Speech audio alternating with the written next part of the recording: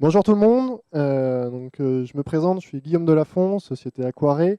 Je vais parler d'un sujet qui est pas directement lié au Mac, même si je vais vous expliquer pourquoi à la base je suis là aussi.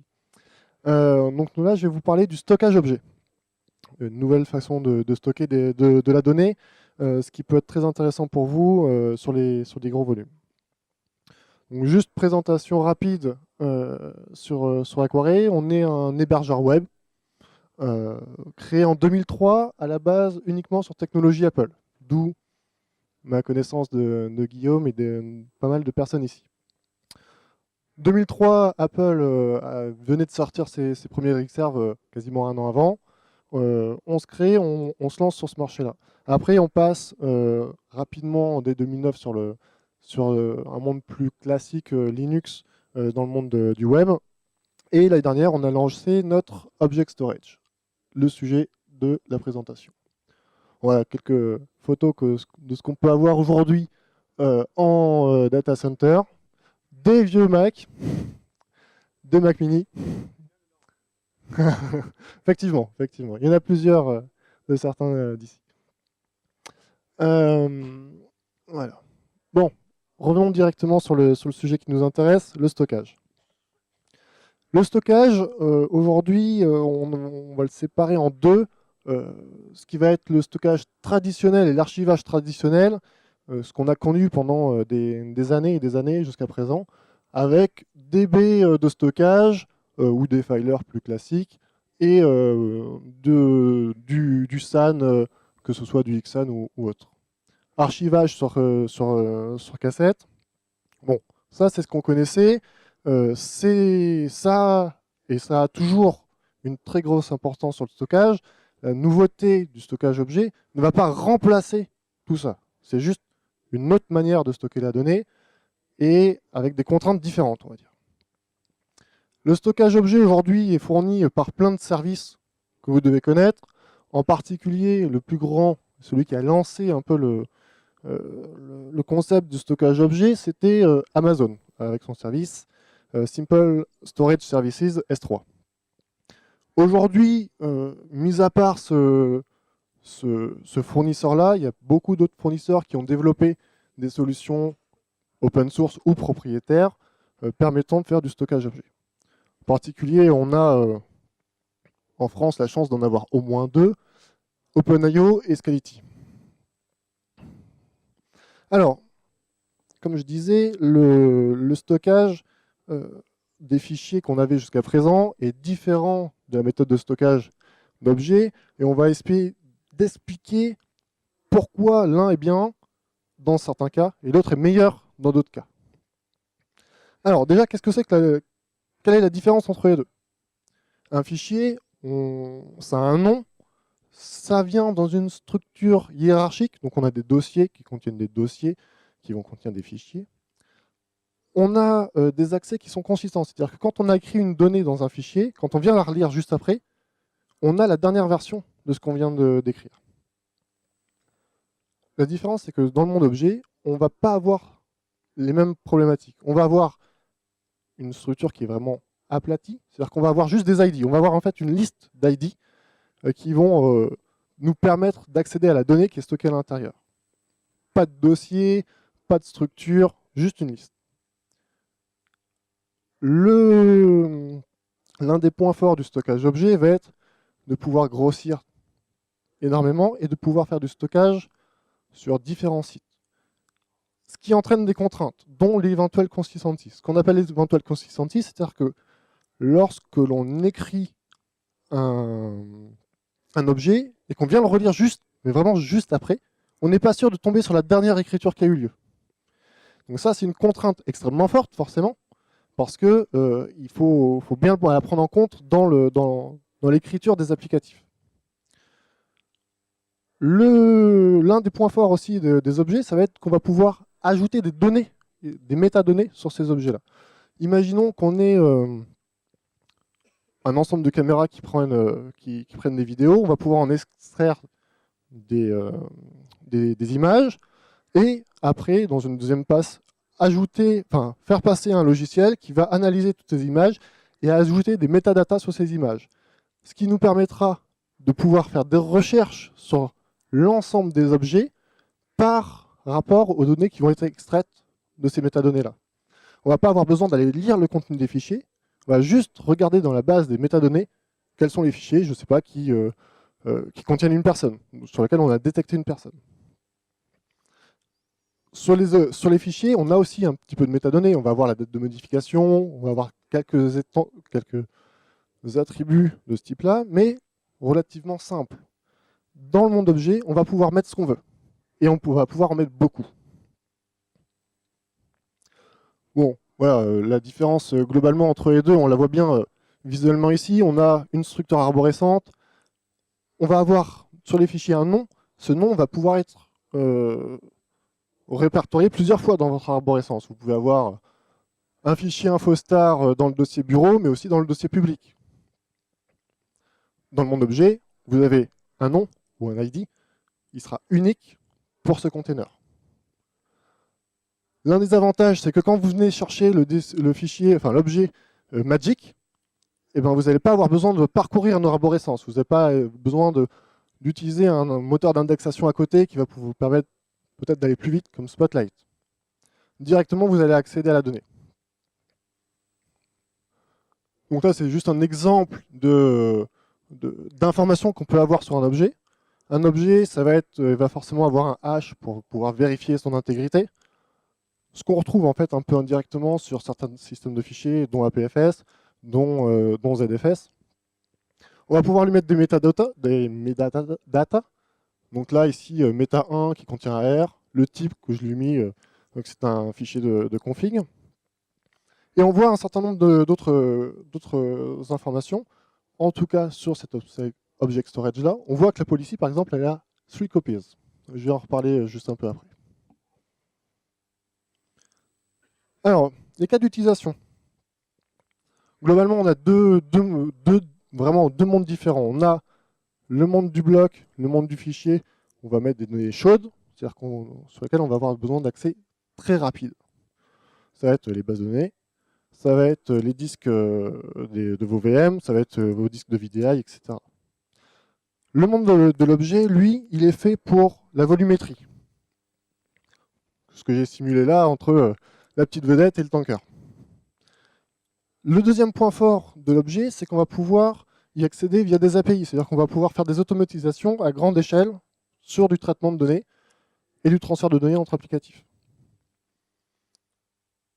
Un des autres points dont j'ai un petit peu parlé juste avant était la scalabilité. C'est qu'on va être capable de proposer un système qui va pouvoir être accessible non seulement sur Paris, mais aussi sur Tokyo. Quand on a un système de fichiers, aujourd'hui, il est plutôt localisé sur un data center. C'est très dur d'étendre un système de fichiers à l'extérieur du data center. Bon, pour les échelles qui sont liées, on va avoir effectivement cette différence-là, et on voit que le système objet est capable de monter à des échelles qui sont quand même extrêmement hautes, de l'ordre de l'hexaoctet, voire plus. Aujourd'hui, il y a déjà des déploiements d'object storage qui stockent de l'hexaoctet. C'est aussi un système qui nous permet de stocker un nombre de fichiers incalculable. Un système de fichiers, vous lui mettez, je ne sais pas, 1 million de fichiers dans un même dossier, ça va être une misère à gérer derrière. Vous allez avoir du mal à le lister, vous allez avoir du mal à rechercher dedans, etc. Sur le stockage objet, aucun problème. Alors, dans les avantages dont j'ai déjà parlé, on a donc la scalabilité, possibilité de faire grossir un cluster de façon complètement transparente et de façon distribuée. On n'est pas localisé sur un data center forcément, on peut être multi-data center, on peut simplement juste ajouter un serveur physique avec 4 disques, un autre serveur avec 18 disques, c'est pas un problème. Le principal, celui qui était à la base quand AWS s'est lancé, c'était le coût.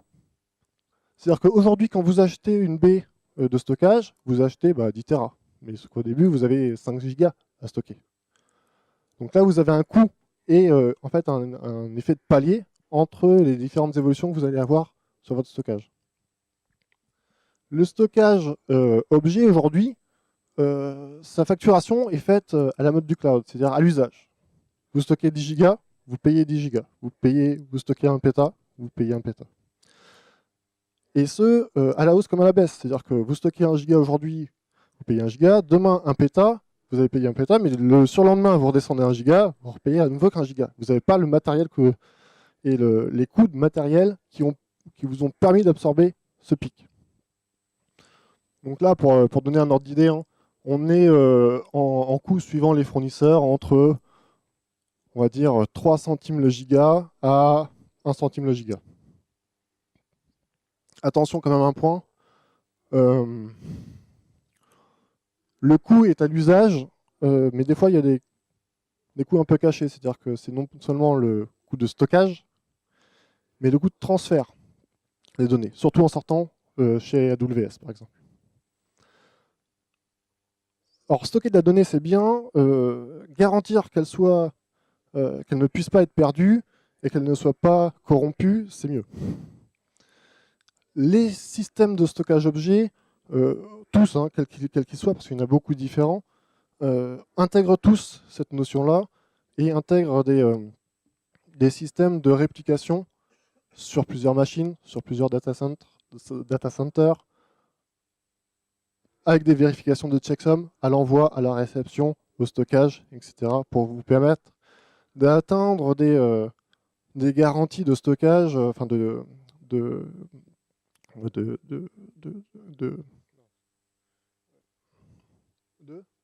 fiabilité de l'ordre de 99,9999999. 5,9 derrière. Ce qui commence à faire pas mal. Globalement, en termes si on ramenait ça sur un terme de coupure de service sur une année, ça voudrait dire moins de 0,001 seconde, quelque chose comme ça, en termes de perte de temps de service, si on ramenait ça sur un terme en accès. Un des autres avantages dont j'ai déjà parlé, c'était l'accès à HTTP. C'est-à-dire qu'on y accède à distance. Alors c'est un avantage et un inconvénient. Comme je disais tout à l'heure, ce n'est pas fait pour de la donnée chaude sur laquelle on doit accéder rapidement. Mais par contre, on peut y accéder n'importe où. On peut faire des intégrations entre des différentes applications facilement, qu'elles soient à Tokyo, à Paris ou au sein de votre entreprise. Bon. Maintenant qu'on a dit ça, comment est-ce qu'on y accède en fait, en vrai? Donc aujourd'hui, il y a deux grands standards qui sont AWS S3, donc poussés par AWS, et c'est AWS qui fait le pluie et le beau temps là-dessus, que beaucoup de monde a repris derrière, parce que c'était quasiment les premiers à avoir une vraie implémentation complète, et surtout une vraie base d'utilisateurs. Donc les autres ont repris cette API-là, l'ont intégrée pour pouvoir être compatible avec les applications déjà existantes. Un deuxième grand standard, c'est celui d'OpenStack, donc projet open source dont vous avez certainement déjà entendu parler. Donc ces API-là, ce sont des API HTTP, ce qui veut dire qu'on retrouve tous les avantages qu'on a aujourd'hui à gérer du HTTP, avec tous les outils qui existent pour gérer du HTTP, parce que la majorité des web services maintenant sont dans HTTP. Trois méthodes pour écrire, extrêmement simples. Vous avez le get, le put, le delete. Vraiment, vous lisez, vous écrivez un objet et vous le supprimez. Il n'y a rien d'autre. En termes de technique pure, voilà, on vient lire un fichier, c'est juste un coup de curl. Bon, il faut s'être authentifié quand même avant. On ne va pas lire n'importe quoi. Donc ça, c'était la technique vraiment bas niveau. On y accède via des API HTTP. Maintenant, les applications qui existent aujourd'hui sont multiples, qui les utilisent et qui vous cachent toute cette complexité-là. CyberDuck qui vous transforme votre stockage objet quasiment en un client FTP classique. OnCloud, Cfile, Pidio, tous les Dropbox-like sont capables d'utiliser du S3 pour stocker les données. Il existe aussi des gateways qui vous transforment le stockage objet en système de fichiers. C'est-à-dire que vous allez pouvoir utiliser vos applications classiques qui ne savent pas ce que c'est que du stockage objet, écrire dans un dossier particulier et la gateway va, elle, se débrouiller pour faire la traduction et envoyer les données sur le S3.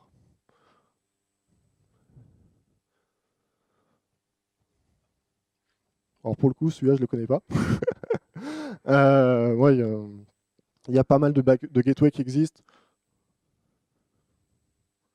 Beaucoup de gateways différentes. Dont une que j'ai participé qui s'appelle Cloud Gateway. Donc c'est pour ça aussi que je connais quand même pas mal ce monde-là, mais celle-ci, je ne la connaissais pas. Donc. Le Synology que un certain nombre d'entre vous utilisent intègre dans ses applicatifs un certain nombre de connecteurs, dont les deux standards S3 et Swift, pour pas mal d'applications. Bien entendu, il y a pas mal d'intégration maison parce qu'il suffit de faire quelques requêtes HTTP pour y accéder. Et après, dans le monde du backup, beaucoup d'applications les utilisent, sont capables de l'utiliser, que ce soit ceux que j'ai listés là, mais aussi dernièrement Vim, qui est capable de se connecter sur du stockage S3, si je ne me trompe pas, et tous les autres qui vont y arriver, parce que la simplicité de stockage et le coût du stockage est extrêmement intéressant chez les grands fournisseurs. Bon, je vais vous faire une petite démo. Alors, c'est du live. On va voir si ça fonctionne. Exactement. Donc là, ce que je vais faire, c'est que je vais faire une petite démo rapide d'une synchronisation en fait entre un Synology et un Object Storage.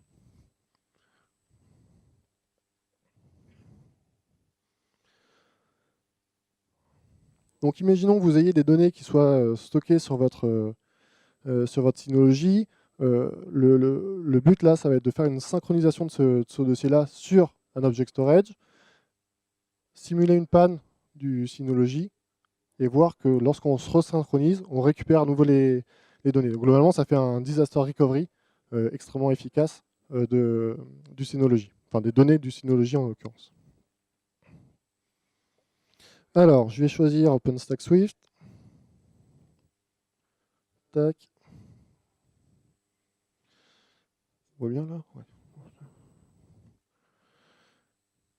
Donc là, j'utilise, ça c'est notre Object Storage chez Aquaré. Hein. Tac. Ah tiens.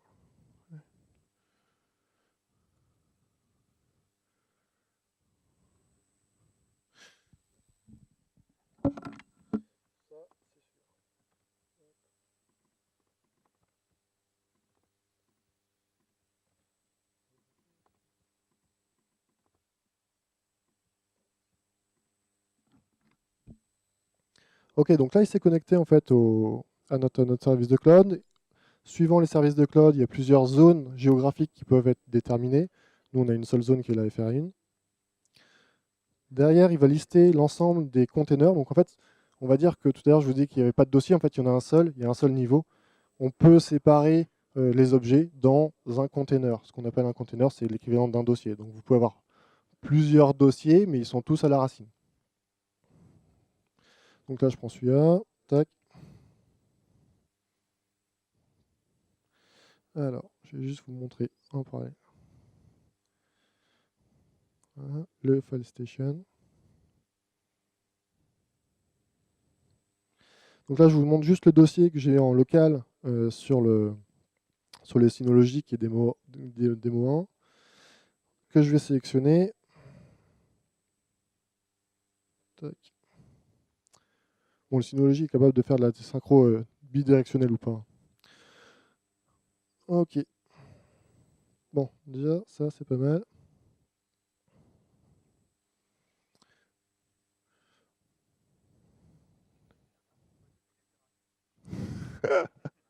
Alors, bon, le Synology, il n'est pas ici, il est à côté de l'Object Storage. Donc bon, ça prendrait pas beaucoup de temps quand même, mais bon. 1 Tera quand même, il faut quand même le temps de les récupérer. Donc là, en fait, on vient de voir au passage que j'ai déjà récupéré un fichier. En fait, il y avait déjà un fichier sur mon Object Storage dans mon container, donc je l'ai déjà récupéré.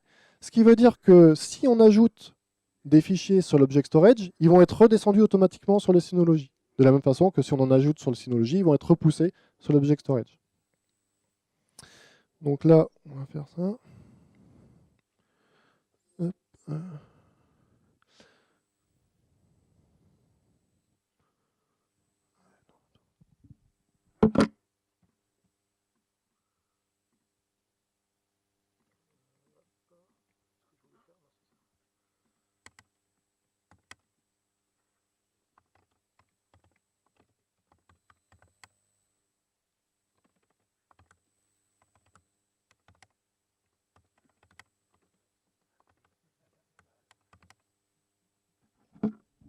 Donc là, je vais juste simuler l'écriture d'un fichier dans le dossier. Hop, test, non, test. Donc.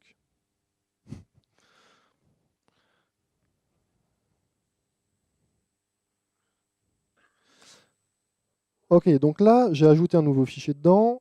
Lui, il va synchroniser automatiquement ce dossier-là sur le cloud.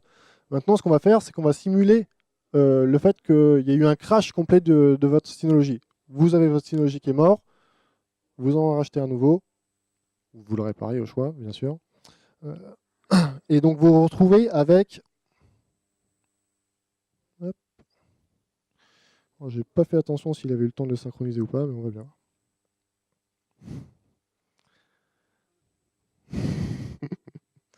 Donc là, on va imaginer qu'on se retrouve à nouveau sur un nouveau Synology qui est vide. On reconfigure notre object storage.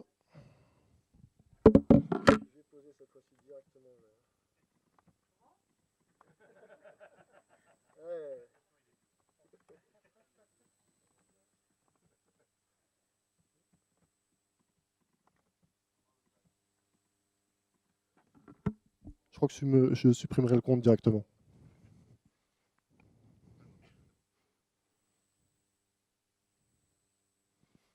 C'était bien le bon truc.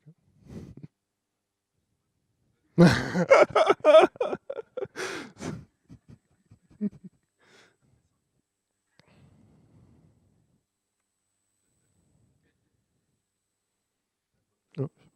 Hop.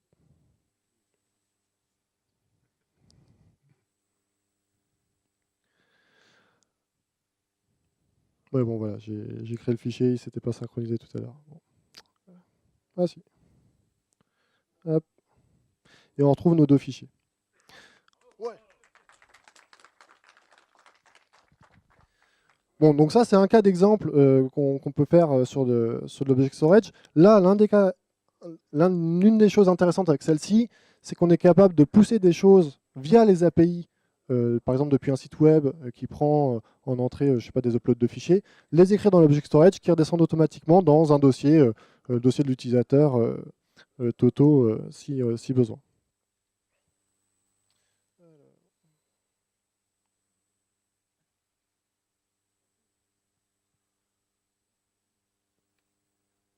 Bon, j'ai été assez rapide. J'avais pas normalement beaucoup de temps à la base, donc, donc voilà.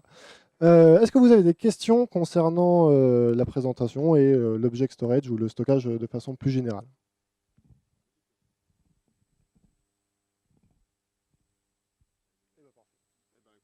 Merci à toi, Guillaume. Impeccable.